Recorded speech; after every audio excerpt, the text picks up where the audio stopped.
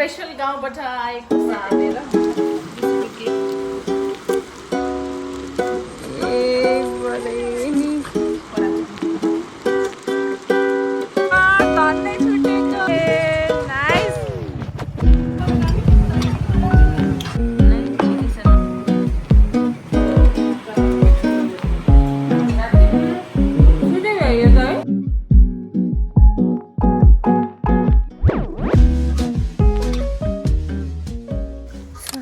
जाँदैछौँ dragon fruit harvest गर्नको लागि कि मैले जस टाइममा अघि त देखाइरहेको हुन्छु बट यहाँ चाहिँ अहिले चाहिँ अलमोस्ट अलि धेरै छ त्यही भएर यु क्यान सी कति रातो रातो बिच बिचमा हरेक ठाउँमा त्यति रातो रातो देखिरहेछ नि त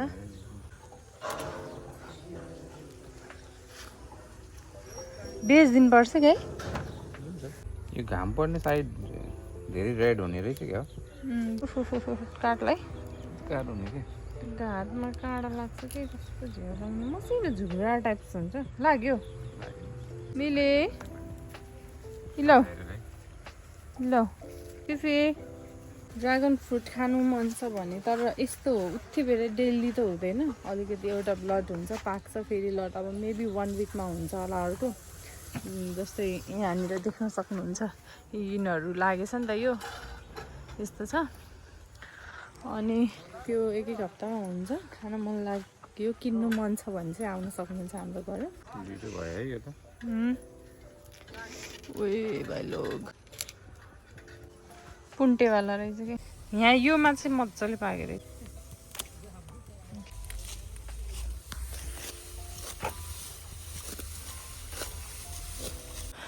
दिस इज इट यस्तो भयो कति किलो भयो भनेर हामी अब यहाँ वेट गर्दैछौँ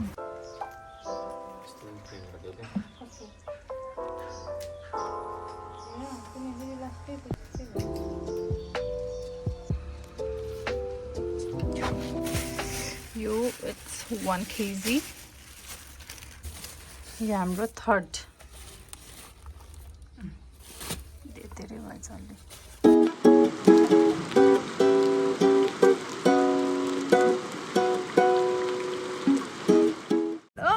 Oh my god!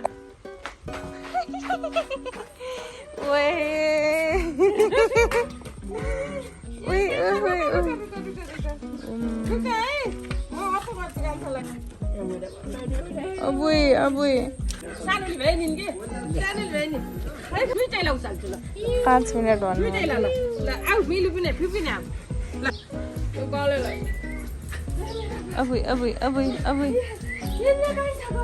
झटपटी भयो कि यता भ्याम कि उता भ्याम कि के भयो मिली झटपटी कि झन्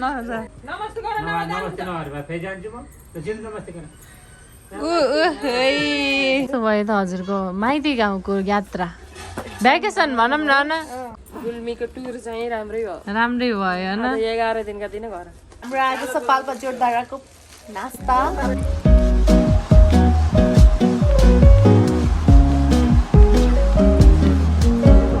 स्पेशल गाउँबाट आएको भोगटे मामा घरबाट लिएर आउनुभएको आज हामीले स्पेसली खाँदैछौँ यसलाई साँधेर गाउँको भोगटेमा गाउँबाट लिएर आएकै खुर्सानी नुन खुर्सानी पिसेर रेडी गराउँछु दही पनि लिएर आएको छु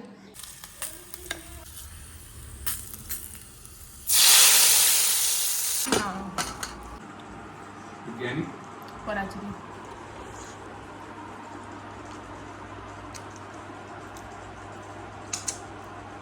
पिरो छैन कि भन्ने भयो थियो मलाई पिरो छ पिरो रहेछ लास्टमा त्यो हाम्रो खिचिरहनु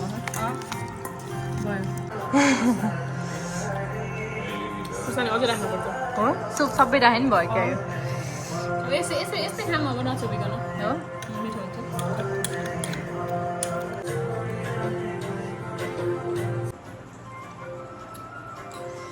कस्तो छ त के भन्ने होइन आफै बनाएपछि माउथ वाटरिङ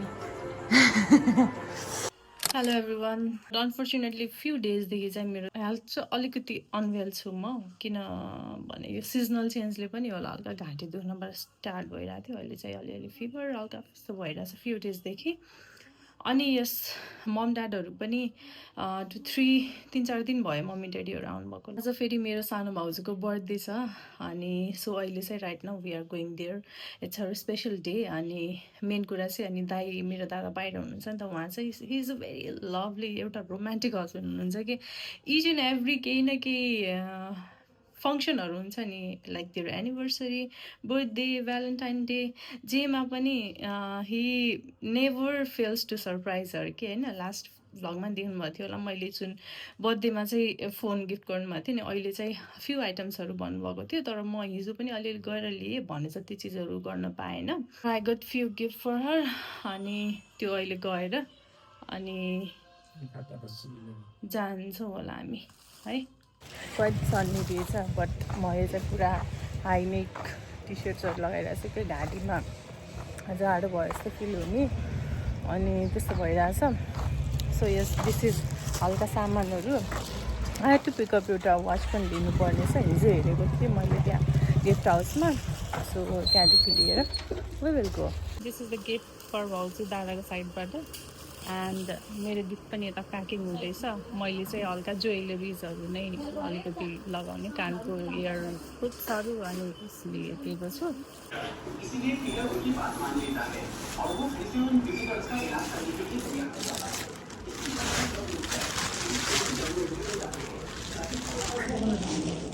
हेलो हेलो नमस्कार।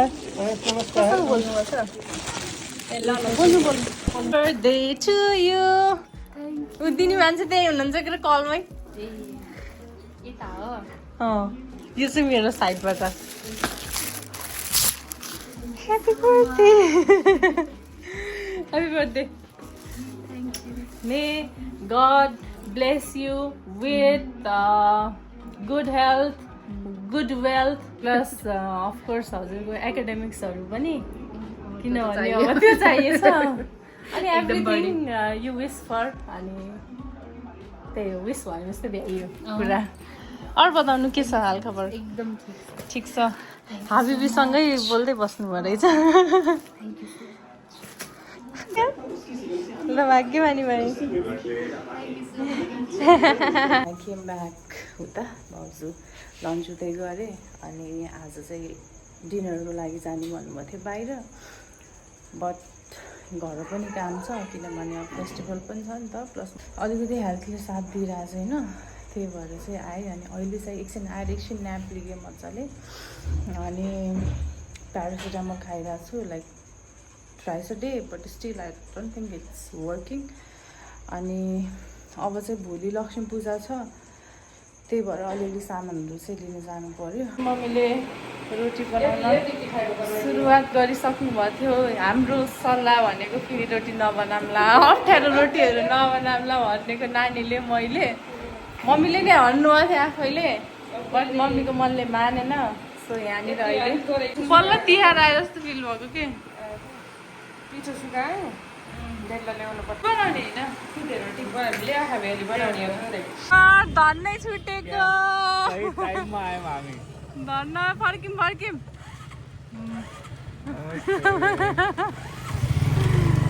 ओए नाइस।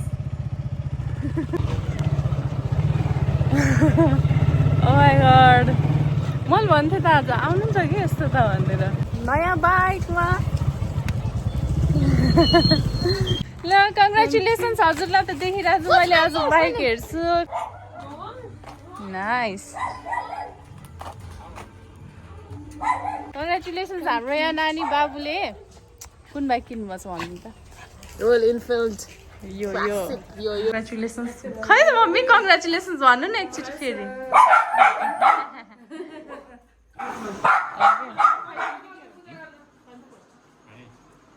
कस्तो भएछ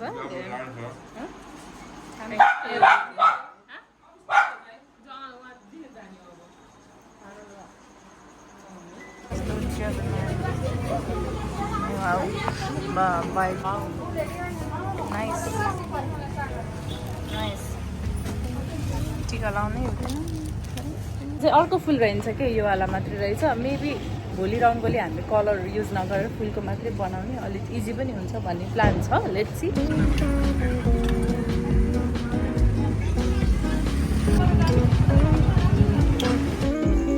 यो सब हाम्रो सफा त गर्नुपर्छ बट यो हाम्रो के अरे खेतीपाती गर्ने मान्छेहरू धान स्याहार्दाखेरि पुरै धुलो गराइदिएर जताततै हल्दीहरूले पुरा माथि सफा गर्दै हुनुहुन्छ अहिले इट्स रातिको 9:25 भयो रातिको हामीले चाहिँ डिनरहरू सबै खाएर अलमोस्ट भइसक्यो अब जेठो भाँडा गर्नु छ एन्ड मम्मी तिहारको रोटी पकाउन चाहिँ स्टार्ट भइसकेको छ फर्स्टमा चाहिँ हामीले सुरु गरेँ केबाट भनेपछि फिनी रोटी बट फिनी रोटी योपालि नबनाउने भन्ने प्लान गरेको थियौँ बट मम्मीको मनले मानेन सो यहाँ रेडी गराइसक्नु भएको छ मम्मीले यहाँ बिस्तारै गराउँछ र थोरै बनाउने आज फेरि अलि गर्मी लागेछ अघि हजुरलाई गर्मी लाग्यो मलाई फेरि यति कतै हावा लाग्यो नि जाडो लागेछ फेरि रुगाले अघि एउटा दुईवटा तिनवटा 4 5 6 7 8 ठुलो त होइन नै ठिकै छ 9 10 11 भन्छ लग 30वटा हुन्छ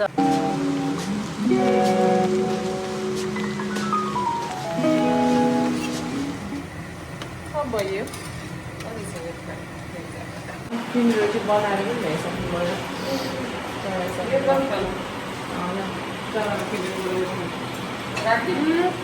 छिटै भ्याइयो त है छिटै भ्याउनु भयो त त्यो भ्याइयो भने भ्याउनु भयो छिटै भ्याइयो रातको 11 बजेर 15 मिनट मम्मीले फिनी रोटी पनि बनाएर भ्याइसक्नु भएको रहेछ अनि फिनी रोटी पनि खाएँ मैले तातो अनि तल आएर रुममा आएर गाली पनि खाएँ सँगै म खाना बार्ने होइन यो त्यो दुख्यो भन्ने भन्दै तातो हुन्छ अलिकति ओइली हुन्छ भनेर सो अहिले मैले तातो पनि खाँदैछु त्यसलाई कट गर्नको लागि अनि होपफुली यस अहिले चाहिँ यस थ्रोट पेन त अलिकति कम भइरहेछ बट यो रुगा लाग्ने चाहिँ अलिकति नाक बर्निङ सेन्सेसन आँखा पोल्ने जस्तो चाहिँ अलि भइरहेछ आज मेडिसिन चेन्ज गरेको छु होपफुली भोलि चाहिँ ठिक होस् किनभने भोलि it's going to be a very very long day health अलिकति बेटर भयो भने चाहिँ अब अलि मजाले गर्न सक्छु कि भन्ने प्रे गरिरहेको छु चाहिँ I am going to end this vlog यहाँनिर नै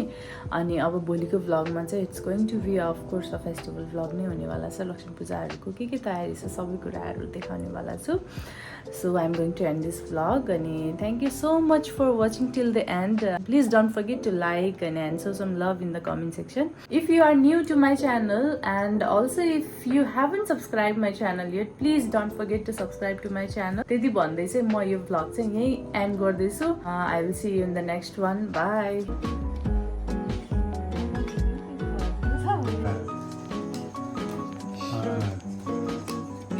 자.